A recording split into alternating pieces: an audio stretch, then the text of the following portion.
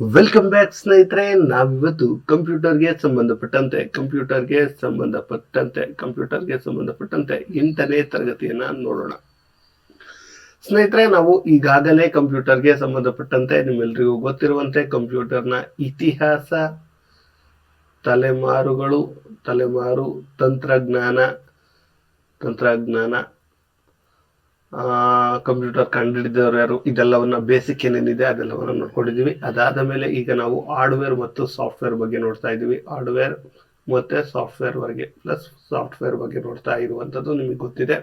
ಈ ಹಾರ್ಡ್ವೇರ್ ಅಲ್ಲಿ 2 ವಿಧಗಳನ್ನು ನೋಡ್ತಾ ಇದ್ದೀವಿ, ಇನ್ಪುಟ್ ಮತ್ತೆ ಔಟ್ಪುಟ್ ಅಂತ.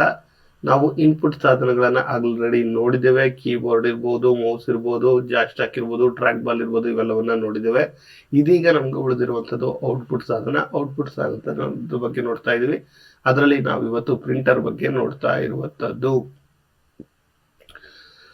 ಸ್ನೇಹಿತರೆ, ಈಗ ಇದನ್ನ ಶುರು ಮಾಡೋಣ. ಪ್ರಿಂಟರ್ ಎನ್ನುವಂಥದ್ದು ಔಟ್ಪುಟ್ ಒಂದು ಸಾಧನ ಅಂತ ಹೇಳೋಣ. ಅದಕ್ಕಿಂತ ಮುಂಚಿತವಾಗಿ ನೀವು ಇನ್ನೂ ಕೂಡ ನಮ್ಮ ಚಾನೆಲ್ ಅನ್ನ ಸಬ್ಸ್ಕ್ರೈಬ್ ಆಗಿಲ್ಲ ಅಂದ್ರೆ ಸಬ್ಸ್ಕ್ರೈಬ್ ಆಗಿ ಅಂತ ಹೇಳ್ತಾ, ಸ್ನೇಹಿತರೆ, ಈ ಪ್ರಿಂಟರ್ ಅಲ್ಲಿ 2 ವಿಧಗಳನ್ನ ನೋಡಬಹುದು. ಒಂದು ಇಂಪ್ಯಾಕ್ಟ್, ಇನ್ನೊಂದು ನಾನ್ ಇಂಪ್ಯಾಕ್ಟ್ ಪ್ರಿಂಟರ್ ಅಂತ ಕರಿತೀವಿ. ಒಂದು ಇಂಪ್ಯಾಕ್ಟ್ ಪ್ರಿಂಟರ್, ಇನ್ನೊಂದು ನಾನ್ ಇಂಪ್ಯಾಕ್ಟ್ ಪ್ರಿಂಟರ್. ಇದರಲ್ಲಿ ಹಲವು ವಿಧಗಳಿವೆ. ಅವುಗಳನ್ನ ಈ ವಿಡಿಯೋದಲ್ಲಿ ಕ್ಲಿಯರ್ ಆಗಿ ನೋಡ್ಕೊಂಡು ಹೋಗೋಣ. ಮೊದಲಿಗೆ ನೋಡೋಣ ಇಂಪ್ಯಾಕ್ಟ್ ಪ್ರಿಂಟರ್ಸ್. ಏನಿದು ಇಂಪ್ಯಾಕ್ಟ್ ಪ್ರಿಂಟರ್ಸ್ ಅಂದ್ರೆ, ಸ್ನೇಹಿತರೆ, ಈ ಪ್ರಿಂಟರ್ಗಳು ಕಾಗದದ ಮೇಲೆ ನೇರವಾಗಿ ಬಡಿಯುವ ಮೂಲಕ, ಅಂದ್ರೆ ಈಗ ತಟ್ಟುವ ಮೂಲಕ ಅಕ್ಷರಗಳನ್ನ ಮುದ್ರಿಸುತ್ತೆ. ಇವು ಜಾಸ್ತಿ ಶಬ್ದವನ್ನು ಮಾಡುತ್ತೆ, ಆದರೆ ಕಡಿಮೆ ಖರ್ಚಿನಲ್ಲಿ ಕೆಲಸ ಮುಗಿಯುತ್ತೆ. ಮಾಮೂಲಿ ನಿಮ್ಗೆ ಗೊತ್ತಿದೆಯಲ್ಲ, ಇಲ್ಲಿ ಫಾರ್ ಎಕ್ಸಾಂಪಲ್ ಈ ಕೋರ್ಟ್ ಕಚೇರಿಗಳಲ್ಲಿ ಟಚ್ ಮಾಡೋದಿರ್ತಾರಲ್ಲ, ಅದು ಆ ರೀತಿ ಇರುವಂತದ್ದೇ ಇಂಪ್ಯಾಕ್ಟ್ ಪ್ರಿಂಟರ್. ಈ ಇಂಪ್ಯಾಕ್ಟ್ ಪ್ರಿಂಟರ್ ಅಲ್ಲಿ ಮತ್ತೆ ನಾವು 3 ವಿಧಗಳನ್ನು ನೋಡಬಹುದು. ಒಂದದು ಡಾಟ್ ಮ್ಯಾಟ್ರಿಕ್ ಪ್ರಿಂಟರ್ ಎನ್ನುವಂಥದ್ದು. ಸಣ್ಣ ಸೂಜಿಗಳ ಸಹಾಯದಿಂದ ಚುಕ್ಕೆಗಳನ್ನು ಬೆಳೆಸಿ ಅಕ್ಷರಗಳನ್ನು ಬಿಡಿಸುವುದಂತ. ಅದೇ ಇಲ್ಲಿ ಕಂಪ್ಯೂಟರ್ ಈ ತಾಲೂಕ್ ಆಫೀಸ್ ಮುಂದೆ ಕೂತ್ಕೊಂಡೆಲ್ಲ ಟೈಪ್ ಮಾಡ್ತಾ ಇರ್ತಾರಲ್ಲ, ಅದನ್ನ ನಾವು ಡಾಟಾ ಮೆಟ್ರಿಕ್ ಪ್ರಿಂಟರ್ ಅಂತ ಹೇಳೋದು. ಒಂದೊಂದೇ ಅಕ್ಷರ ಟೈಪ್ ಆಗ್ತಿರುತ್ತಲ್ಲ, ಕ್ಯಾರೆಕ್ಟರ್ ಪ್ರಿಂಟರ್ ಅಂತ ಕೂಡ ಇದನ್ನು ಕರೀತಾರೆ. ಒಂದು ಬಾರಿಗೆ 1 ಅಕ್ಷರ ಮಾತ್ರ ಟೈಪ್ ಮಾಡಬಹುದು. ಇದರಲ್ಲಿ 4, 9, 14, 18, 24 ಹೆಡ್ಗಳನ್ನ ಹೊಂದಿರುವಂತಹ ಸೆಟ್ಟಿಂಗ್ಸ್ ಕೂಡ ಇರುವಂತದ್ದು. ಇದನ್ನ ಅಳೆಯುವಂತ speed character per second, CPS ಅಂತ ಕರೀತಾರೆ. ಕ್ಯಾರೆಕ್ಟರ್ ಪರ್ ಸೆಕೆಂಡ್ ಅಂದ್ರೆ ಇದರ ಸ್ಪೀಡು 1 ಸೆಕೆಂಡ್ಗೆ 60ರಿಂದ 300 ಇರುವಂತದ್ದು. ಇದರ ಗುಣಮಟ್ಟ ಬಂದು ಅಸಾಧಾರಣ ಅಲ್ಲ, ಸಾಧಾರಣವಾಗಿ ಇರುವಂತದ್ದು. ಇವುಗಳನ್ನ ನೋಡಿ ಹೆಚ್ಚಾಗಿ ಬಿಲ್ ಮತ್ತು ಬ್ಯಾಂಕ್ ಅಂತಾರೆ, ಆದ್ರೆ ತಾಲೂಕ್ ಆಫೀಸಲ್ಲಿ ಹೆಚ್ಚು ಬಳಸುವಂತದ್ದು ನಿಮಗೆ ಗೊತ್ತಿರಲಿ. ಇನ್ನು 2ನೇದು ಡೈಸಿ ವೀಲ್ ಪ್ರಿಂಟರ್ ಎನ್ನುವಂಥದ್ದು. ಏನಕ್ಕೆ ಈ ವೀಲ್ ಅಂತ ಡೈಸಿ ವೀಲ್ ಅಂತ ಬಂತು ಅಂದ್ರೆ, ಸ್ನೇಹಿತರೆ ನಿಮ್ಗೆ ತೋರಿಸ್ಬಿಡ್ತೀನಿ. ಈಗಿರುತ್ತೆ ಈ ಡೈಸಿ ವೀಲ್ ಪ್ರಿಂಟರ್ ಒಳಗಡೆ ಹೀಗಿರುತ್ತೆ. ಇಲ್ಲೊಂದಕ್ಷರ, ಹೀಗೆ ನಮ್ಗೆ ಯಾವ್ಯಾವ ಅಕ್ಷರಗಳು ಬೇಕೋ ಎಲ್ಲವೂ ಇರುತ್ತೆ. ಇದರಲ್ಲಿ ಓನ್ಲಿ ಟೆಕ್ಸ್ಟ್ ಮಾತ್ರ, ಅಂದ್ರೆ ಅಕ್ಷರಗಳನ್ನು ಮಾತ್ರ ನಾವು ಪ್ರಿಂಟ್ ಮಾಡಬಹುದು, ಚಿತ್ರಗಳನ್ನ ಬಿಡಿಸೋಕ್ಕಾಗಲ್ಲ. ನೋಡಿ, ಇದೊಂದು ಟೈಪ್ ರೈಟರ್, ಅದಕ್ಕೋಸ್ಕರ ಇದನ್ನ ಡೈಸಿ ವೀಲ್ ಅಂತ ಕರೀತಾರೆ. ಇದು ಟೈಪ್ ರೈಟರ್ ತರಹದ ಚಿತ್ರವನ್ನು ಹೊಂದಿರುತ್ತೆ. ಇದು ಕೇವಲ ಅಕ್ಷರಗಳನ್ನು ಮಾತ್ರ ಮುದ್ರಿಸಲು ಸಾಧ್ಯ, ಚಿತ್ರಗಳನ್ನೆಲ್ಲ. ವೇಗ ಕಡಿಮೆ ಇರುತ್ತೆ, ಗುಣಮಟ್ಟ ಅತ್ಯುತ್ತಮವಾಗಿರುತ್ತೆ. ಇದನ್ನ ನೀವು ನೋಡಬಹುದು. ಎಲ್ಲಿ ಬಳಸ್ತಾರೆ ಅಂದ್ರೆ ಕೋರ್ಟ್ಗಳಲ್ಲಿ ಬಳಸ್ತಾರೆ, ಅಂದ್ರೆ ಶಾಶ್ವತವಾಗಿ ಉಳಿದಿರಬೇಕು 5-6 ವರ್ಷ ಆದ್ರೂ ಕೂಡ ಅಂತ. ಇದು ಕೂಡ ಕ್ಯಾರೆಕ್ಟರ್ ಪ್ರಿಂಟರ್ ಆಗಿರುವಂತದ್ದು. ಇನ್ನು ಲೈನ್ ಪ್ರಿಂಟರ್ ಅಂದ್ರೆ ಒಂದ್ಸರಿ ಒಂದು ಲೈನ್ ಅಂದ್ರೆ 1 ನಿಮಿಷದಲ್ಲಿ 3ರಿಂದ 3,000 ಲೈನ್ಗಳನ್ನ ಪ್ರಿಂಟ್ ಮಾಡುತ್ತೆ. ಇದರಲ್ಲಿ ಡ್ರಮ್ ಪ್ರಿಂಟರು, ಬ್ಯಾಂಡ್ ಪ್ರಿಂಟರ್ ಮತ್ತೆ ಚೈನ್ ಪ್ರಿಂಟರ್ ಅಂತ ಇರುತ್ತೆ. ಡ್ರಮ್ ಪ್ರಿಂಟರ್ ಅಂದ್ರೆ ನಿಮಗೆ ಗೊತ್ತಿರುತ್ತೆ, ನೋಡಿರ್ತೀರ, ಈ ತರ ಇರುವಂತದ್ದು ಡ್ರಮ್ ಪ್ರಿಂಟರ್ ನಿಮಗೆ ಗೊತ್ತಿರುತ್ತೆ. ಇನ್ನೊಂದು ಬ್ಯಾಂಡ್ ಪ್ರಿಂಟರ್ ಹಿಂಗೆ ಇರುವಂತದ್ದು, ಚೈನ್ ಪ್ರಿಂಟರ್ ಹಿಂಗೊಂಥರ ಒಂದು ಇರುವಂತದ್ದು. ಓಕೆ,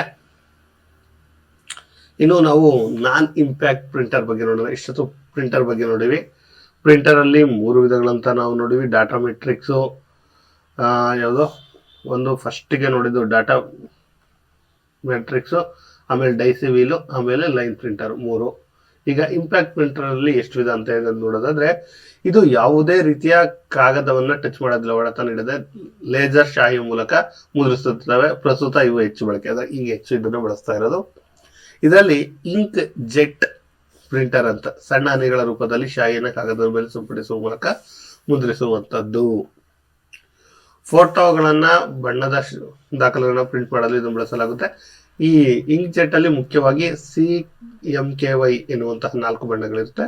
ಸಿ ಅಂದ್ರೆ ಕ್ಲೇನ್ ಅಂದ್ರೆ ಬ್ಲೂ ಕಲರ್, ಎಂ ಅಂದ್ರೆ ಮೆಜೆಂಟಾ ಗುಲಾಬಿ ಕಲರ್, ಕೆ ಅಂದ್ರೆ ಬ್ಲಾಕ್, ವೈ ಅಂದ್ರೆ ಯೆಲ್ಲೋ ಅಂತದ್ದು. ಇವು ಅಂದ್ರೆ ಅತ್ಯುತ್ತಮ ಚಿತ್ರಗಳನ್ನ ಇಲ್ಲಿ, ಅತ್ಯುತ್ತಮ ಪ್ರಿಂಟ್ ಅನ್ನ ಇಲ್ಲಿ ನಾವು ಪಡೆಯಬಹುದು ಇಂಕ್ ಜೆಟ್ ಅಲ್ಲಿ.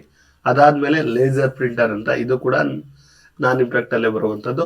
Laser full form light application by simulated emission for radiations ಅಂತ ಇದೆ. ಇದು ಗೊತ್ತಿರಲಿ ನಿಮಗೆ. ಇದು ಲೇಸರ್ ಕಿರಣಗಳನ್ನು ಮತ್ತು ಬಣ್ಣಶಾಹಿಯನ್ನು ಟೋನರ್ಗಳನ್ನು ಬಳಸಿ ಮುದ್ರಿಸುತ್ತೆ. ಅತಿ ಹೆಚ್ಚು ವೇಗವಾಗಿ ಸ್ಪಷ್ಟವಾಗಿ ಮುದ್ರಿಸುವುದರಿಂದ ಕಚೇರಿಗಳಲ್ಲಿ ಇದನ್ನು ಬಳಸಲಾಗುತ್ತೆ. ಇದರ ಸ್ಪೀಡ್ ಅನ್ನ DIP ಅಲ್ಲಿ ಡಾಟಾ ಫರ್ ಸೆಕೆಂಡ್ ಇಂಚ್ ಅಂತ ಏನು DIP ಅಂದ್ರೆ ಡಾಟಾ ಇಂಚ್ ಪರ್ ಸೆಕೆಂಡ್ ಅನ್ನುವಂಥದ್ರಲ್ಲಿ ಅಳಿತಾರೆ. ನಿಮ್ಗೆ ಗೊತ್ತಿರಲಿ 300ರಿಂದ 600 ಸ್ಪೀಡ್ ಇರುವಂಥದ್ದು. ಇದರಲ್ಲಿ ರ್ಯಾಮ್ ಮತ್ತು ರೋಮ್ 2 ಮೆಮೊರಿಗಳನ್ನ ಬಳಸಿರ್ತಾರೆ. ಕೇಳ್ತಾರೆ ಎಕ್ಸಾಮ್ ಅಲ್ಲಿ ರ್ಯಾಮ್ ಮತ್ತು ರೋಮ್ ಅನ್ನ ಬಳಸುವಂತಹ ಪ್ರಿಂಟರ್ ಯಾವುದು ಅಂತ. ಅವಾಗ ನೀವು ಲೇಸರ್ ಪ್ರಿಂಟರ್ ಅಂತ ಕರಿಬೇಕಾಗುತ್ತೆ. 3ನೇದು ಥರ್ಮಲ್ ಪ್ರಿಂಟರ್. ಸ್ನೇಹಿತರೆ, ಮೊದಲಿಗೆ ಲೆಕ್ಕ ಹಾಕಿ ನಂತರ ಪ್ರಿಂಟ್ ಮಾಡುವುದನ್ನೇ ನಾವು ಥರ್ಮಲ್ ಪ್ರಿಂಟರ್ ಅಂತ ಕರಿತೀವಿ.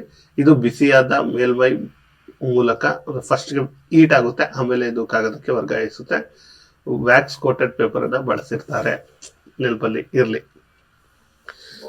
ಸ್ನೇಹಿತರೆ, ನಿಮ್ಗೆ ಗೊತ್ತಿರಲಿ ಪ್ರಿಂಟರ್ ಅಲ್ಲಿ ಒಂದು ನಾನ್ ಇಂಪ್ಯಾಕ್ಟ್ ಪ್ರಿಂಟರ್, ಇನ್ನೊಂದು ಇಂಪ್ಯಾಕ್ಟ್ ಪ್ರಿಂಟರ್ ಅಂತ. ಇದರಲ್ಲಿ 3 ಅಂತ ನಾವು ನೋಡಿದ್ವಿ. ಒಂದು ಡಾಟಾ ಮೆಟ್ರಿಕ್ಸ್, ಆಮೇಲೆ ಇನ್ನೊಂದು ಯಾವುದು ಡೈಸಿ ವೀಲು, ಲೈನ್ ಪ್ರಿಂಟರ್ ಅಂತ. ಇದ್ರೊಳಗಡೆ ನಾವು ಬಂದಾಗ ಇಂಕ್ ಜೆಟ್, ಲೇಸರು, ಆಮೇಲೆ ಥರ್ಮಲ್ ಅಂತ ಈ ಮೂರು ಅನ್ನೋದು ನಿಮಗೆ ಗೊತ್ತಿರಲಿ. ಫ್ಲಾಟರ್ ಕೂಡ ಇರುತ್ತೆ, ಅದು ಒಂದು ಭಾಗವಾಗಿ ಇರುತ್ತೆ. ಇವುಗಳನ್ನ ನೀವು ಗೊತ್ತಿರಲಿ. ಸ್ನೇಹಿತರೆ, ಪ್ರಿಂಟರ್ಗೆ ಇಷ್ಟು ಸಾಕು ಅಂದ್ಕೊಂಡಿದ್ದೀರಿ. ಪ್ರಿಂಟರ್ ಅಂದ್ರೆ ಇಷ್ಟು ನಾನು ಏನು ಹೇಳಿದೆ, 2 ವಿಧ. ಅವುಗಳು ನಿಮ್ಗೆ ಗೊತ್ತಲ್ಲ, ಇಂಪ್ಯಾಕ್ಟ್ ಮತ್ತೆ ನಾನ್ ಇಂಪ್ಯಾಕ್ಟ್. ಅದ್ರಲ್ಲಿ 3, ಇದ್ರಲ್ಲಿ 3 ಅನ್ನುವಂಥದ್ದು. ಇಷ್ಟನ್ನ ತಿಳ್ಕೊಂಡಿರಿ. ಇನ್ನುಳಿದಂತೆ ಯಾವ್ದಾದ್ರು ಔಟ್ಪುಟ್ ಇದಿದೆ ಅಂದ್ರೆ ಅದುವೇ ಮಾನಿಟರ್. ಸ್ನೇಹಿತರೆ, ಮಾನಿಟರ್ ಎನ್ನುವಂಥದ್ದು ಕಂಪ್ಯೂಟರ್ ಅತ್ಯಂತ ಮುಖ್ಯವಾದ ಔಟ್ಪುಟ್ ಸಾಧನ ಆಗಿರುತ್ತೆ. ಸಾಫ್ಟ್ ಕಾಪಿಯನ್ನು ನೀಡುತ್ತೆ, ಇದು ನಮಗೆ ಗೊತ್ತಿರಲಿ. ಇದರ ರೆಸಲ್ಯೂಷನ್ ಮೇಲೆ ಇದರ ಗುಣಮಟ್ಟ ನಿರ್ಧಾರ ಆಗುತ್ತೆ. ಇದರಲ್ಲಿ ಎಷ್ಟು ವಿಧಗಳಿದೆ ಅಂತ ನೋಡೋದಾದ್ರೆ, ತಂತ್ರಜ್ಞಾನ ಬೆಳೆದಂತೆ ಮಾನಿಟರ್ಗಳಲ್ಲಿ ಹಲವು ಬದಲಾವಣೆಗಳಾಗಿವೆ. ಅದರಲ್ಲಿ CRT LED ಮತ್ತೆ LCD LED ಎನ್ನುವಂಥದ್ದಿದೆ. CRT ಮಾನಿಟರ್ ಏನಿದೆ, ಇದು ನಿಮಗೆ ಗೊತ್ತಿದೆ, ಹಳೆ ಕಾಲದಲ್ಲಿ ತುಂಬಾ ದೊಡ್ಡದಾಗಿರುವಂಥದ್ದು. CRT ಫುಲ್ ಫಾರ್ಮ್ ಏನಿದೆ ಅಂದ್ರೆ ಕ್ಯಾಥೋಡ್ ರೇ ಟ್ಯೂಬ್ ಅನ್ನುವಂಥದ್ದು ಕೂಡ ನಿಮ್ಗೆ ಗೊತ್ತಿರಲಿ, ಹೆಚ್ಚು ಜಾಗವನ್ನು ಆಕ್ರಮಿಸ್ತಿತ್ತು. LCD ಅಂದ್ರೆ ಲಿಕ್ವಿಡ್ ಕ್ರಿಸ್ಟಲ್ ಡಿಸ್ಪ್ಲೇ ಅಂತ, ತೆಳುವಾದ ಮಾನಿಟರ್ಗಳಾಗಿರುತ್ತೆ. ಕಡಿಮೆ ವಿದ್ಯುತ್ ಅನ್ನು ಬಳಸುತ್ತೆ. ಸೆಂಟ್ರಲ್ಲಿ ವಿದ್ಯುತ್ ನಿಯೋನ್ ಅನ್ನ ಬಳಸಿರ್ತಾರೆ, ಲಿಕ್ವಿಡ್ ಅನ್ನು ಬಳಸಿರ್ತಾರೆ. ಇನ್ನು LED ಅಂದ್ರೆ ಲೈಟ್ ಎಮಿಟಿಂಗ್ ಡಿಕೋಡ್ ಅನ್ನುವಂಥದ್ದು ಇರುತ್ತೆ. ಲೈಟ್ ಎಮಿಟಿಂಗ್ ಡಯೋಡ್ ಎನ್ನುವಂಥದ್ದು ಪ್ರಸ್ತುತ ಹೆಚ್ಚು ಬಳಕೆ ಆಗಿರುವಂಥದ್ದು. ಇದು ಹೆಚ್ಚು ಸ್ಪಷ್ಟತೆ ಕೂಡ ಇರುತ್ತೆ. ಇದರಲ್ಲಿ RGB ಕಲರ್ಗಳನ್ನು ನೋಡಬಹುದು. ನೀವು ಮಾನಿಟರ್ ಅಲ್ಲೂ ಕೂಡ RGB ಕಲರ್ ಇರುತ್ತೆ ಅನ್ನುವಂಥದ್ದು ಗೊತ್ತಿಲ್ಲ. ಎಷ್ಟು ಕಲರ್ ಮಾನಿಟರ್ ಅಲ್ಲಿ ನಿಮಗೆ ಒಟ್ಟು ಸಿಗುತ್ತೆ ಅಂದ್ರೆ 256 ಅಂತ. ಇನ್ನು ಮುಖ್ಯ ಲಕ್ಷಣಗಳನ್ನ ನೋಡೋದಾದ್ರೆ ಫಿಕ್ಸೆಲ್ಗಳು. ಸ್ನೇಹಿತರೆ, ಮಾನಿಟರ್ಗಳಲ್ಲಿ ಚಿತ್ರವು ಸಣ್ಣ ಸಣ್ಣ ಚುಕ್ಕೆಗಳ ಮೂಲಕ ಮಾಡಲ್ಪಟ್ಟಿರೋದನ್ನು ಫಿಕ್ಸೆಲ್ಗಳು ಎಂದು ಕರೀತಾರೆ. ಫಿಕ್ಸೆಲ್ಗಳು ಸಂಖ್ಯೆ ಹೆಚ್ಚಾದಷ್ಟು ಗುಣಮಟ್ಟ ರೆಸಲ್ಯೂಷನ್ ಹೆಚ್ಚಾಗಿರುತ್ತೆ. ರೆಸಲ್ಯೂಷನ್ ಸ್ಕ್ರೀನ್ ಮೇಲೆ ಎಷ್ಟು ಫಿಕ್ಸೆಲ್ಗಳಿವೆ ಎಂಬುದನ್ನು ತಿಳಿಸುತ್ತೆ, ಗೊತ್ತಿರಲಿ. ಇನ್ನು ರಿಫ್ರೆಶ್ ರೇಟ್ ಅಂದ್ರೆ 1 ಸೆಕೆಂಡ್ಗೆ ಸ್ಕ್ರೀನ್ ಎಷ್ಟು ಬಾರಿ ಚಿತ್ರವನ್ನು ಬದಲಿಸುತ್ತೆ ಎನ್ನುವುದನ್ನು ಸೂಚಿಸುತ್ತೆ. ಇದನ್ನ ಅರ್ಧದಲ್ಲಿ ಅಳೆಯಲಾಗುತ್ತೆ. ಸ್ನೇಹಿತರೆ, ಈಗ ನಾವು ನಿಮ್ಗೆ ಕ್ಲಿಯರ್ ಆಗಿ ನಾವು ಇಲ್ಲಿವರೆಗೂ ಏನೇನ್ ಮಾಡಿದ್ವಿ ಅಂತ ನೋಡ್ಕೊಂಡ್ಬಿಡೋಣ. ಸ್ನೇಹಿತರೆ, ನಾವು ಈಗ ಹಾರ್ಡ್ವೇರ್ ಎಲ್ಲಿ ಬಂದ್ಬಿಡೋಣ, ಇಲ್ಲಲ್ವಾ, ಹಾರ್ಡ್ವೇರ್ ಪ್ಲಸ್ ಸಾಫ್ಟ್ವೇರ್ ಬಗ್ಗೆ ನೋಡ್ತಾ ಇದೀವಿ. ಸಾಫ್ಟ್ವೇರ್ ಬಗ್ಗೆ. ಓಕೆ, ಹಾರ್ಡ್ವೇರ್ ಅಲ್ಲಿ 2 ವಿಧಗಳಂತ ನಾನು ಮುಂಚೆನೆ ಹೇಳಿದ್ದೆ ನಿಮಗೆ. ಒಂದು ಇನ್ಪುಟ್, ಇನ್ನೊಂದು ಔಟ್ಪುಟ್. ಇನ್ಪುಟ್ ಅಲ್ಲಿ ಏನೆಲ್ಲ ಬರುತ್ತೆ, ಕೀಬೋರ್ಡ್ ಮುಖ್ಯವಾಗಿ ಬರುವಂತದ್ದು, mouse, joystick, track ball, light pen, light pen ಇವೆಲ್ಲವೂ ಇರುತ್ತೆ. ಇನ್ನು ಔಟ್ಪುಟ್ಟಲ್ಲಿ ನಾವು ಇಲ್ಲಿವರೆಗೂ ಬಂದಾಗ ಔಟ್ಪುಟ್ಟಲ್ಲಿ ಫಸ್ಟಿಗೆ ಬಂದಿರುವಂಥದ್ದು ಪ್ರಿಂಟರ್, ತುಂಬ ಇಂಪಾರ್ಟೆಂಟ್. ಇದೀಗ ಮಾನಿಟರ್ ಇತ್ತು, ಮಾನಿಟರ್ ಕೂಡ ಮುಗಿದಿದೆ. ಇನ್ನುಳಿದಂತಹ ಅದರ್ ಡಿವೈಸನ್ನು ನಾಳೆ ಕ್ಲಾಸಲ್ಲಿ ಮುಗಿಸ್ತೀನಿ ಸ್ನೇಹಿತರೆ. ಇದಾದ್ಮೇಲೆ ನಾವು ಸಾಫ್ಟ್ವೇರ್ ಅಲ್ಲಿ ನೋಡ್ಬೇಕಿರುವಂಥದ್ದನ್ನು ಕೂಡ ಹೇಳ್ಬಿಡ್ತೀನಿ. ಸಾಫ್ಟ್ವೇರ್ ಅಲ್ಲಿ ಮೊದಲಿಗೆ ನಾವು ಮುಗಿಸ್ಬೇಕಾಗಿರುವಂಥದ್ದು MS Word, MS Office, MS Excel,